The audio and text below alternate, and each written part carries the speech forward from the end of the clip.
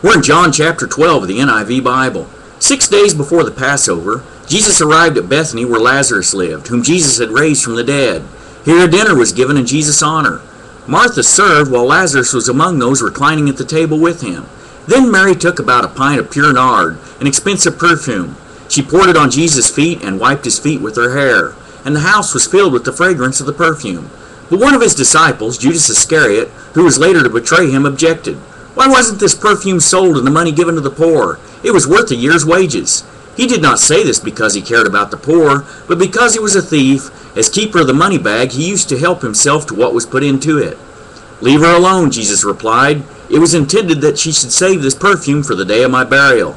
You will always have the poor among you, but you will not always have me. Meanwhile, a large crowd of Jews found out that Jesus was there and came, not only because of him, but also to see Lazarus, whom he had raised from the dead. So the chief priests made plans to kill Lazarus as well, for on account of him many of the Jews were going over to Jesus and putting their faith in him. The next day the great crowd that had come for the feast heard that Jesus was on his way to Jerusalem. They took palm branches and went out to meet him, shouting, Hosanna! Blessed is he who comes in the name of the Lord. Blessed is the King of Israel. Jesus found a young donkey and sat upon it, as it is written, Do not be afraid, O daughter of Zion. See, your king is coming, seated on a donkey's colt. At first his disciples did not understand all this. Only after Jesus was glorified did they realize that these things had been written about him and that they had done these things to him.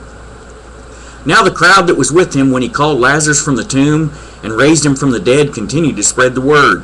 Many people, because they had heard that he had given this miraculous sign, went out to meet him. So the Pharisees said to one another, See, this is getting us nowhere. Look how the whole world has gone after him. Now there were some Greeks among those who went up to worship at the feast. They came to Philip, who was from Bethsaida in Galilee, with a request. Sir, they said, we would like to see Jesus. Philip went to tell Andrew. Andrew and Philip in turn told Jesus. Jesus replied, The hour has come for the Son of Man to be glorified. I tell you the truth, unless a kernel of wheat falls to the ground and dies, it remains only a single seed. But if it dies, it produces many seeds. The man who loves his life will lose it, while the man who hates his life in this world will keep it for eternal life. Whoever serves me must follow me, and where I am my servant also will be.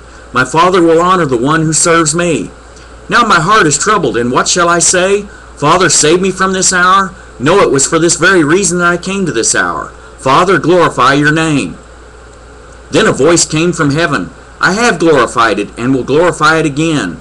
The crowd that was there and heard it said it had thundered. Others said an angel had spoken to him. Jesus said, This voice was for your benefit, not mine. Now is the time for judgment on this world. Now the prince of this world will be driven out.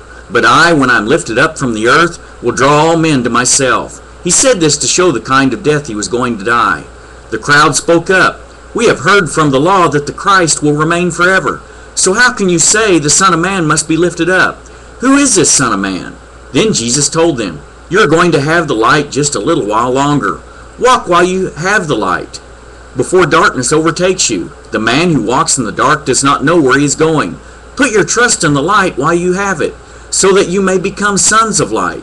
When he had finished speaking, Jesus left and hid himself from them.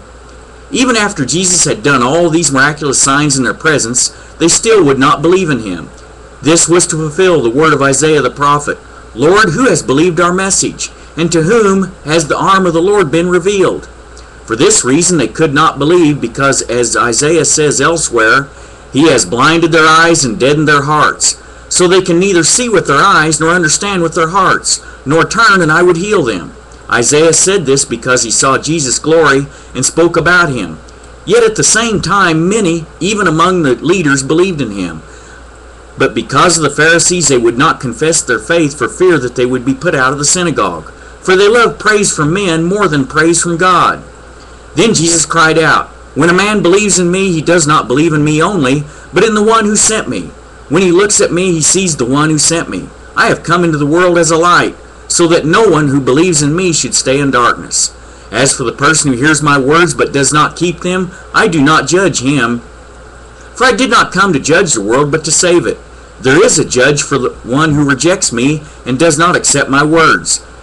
That very word which I spoke will condemn him at the last day. For I did not speak of my own accord, But the Father who sent me commanded me what to say and how to say it. I know that his command leads to eternal life. So whatever I say is just what the Father has told me to say.